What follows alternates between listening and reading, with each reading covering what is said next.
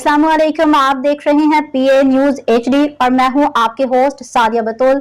शामिल करते हैं आज की अहम खबरें। वजीर आजम मोहम्मद शहबाज शरीफ की ज़ेर सदारत रियासती मलकियती इदारों SOEs की निजकारी की पेशरफ्त पे जायजा इजलास।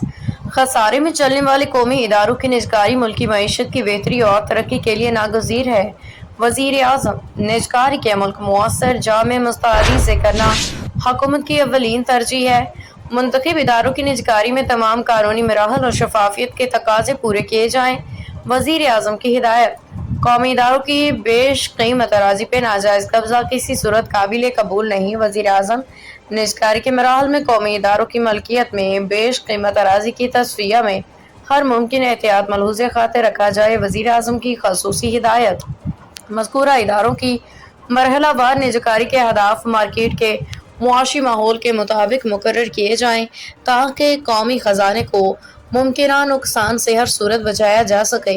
वज़ीर आज़म की हिदायत। निजकारी के मराहल में सुर्ख फीते और गैर ज़रूरी अनासर का खात्मा करने के लिए निजकारी कमीशन को कानून के मुताबिक मुकम्मल खुद मुख्तारी दी जाएगी। वज़ीर आज़म तमाम फैसलों पे मुकम्मल और मौसर अंदाज में अमल यकीनी बनाया जाएगा।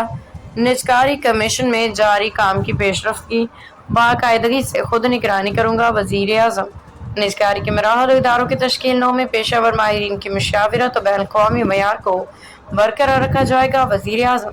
न्यूज स्टूडियो से अब तक के लिए इतना ही। मजीद खबरों और अपडेट्स के लिए देखते रहिए PA न्यूज HD।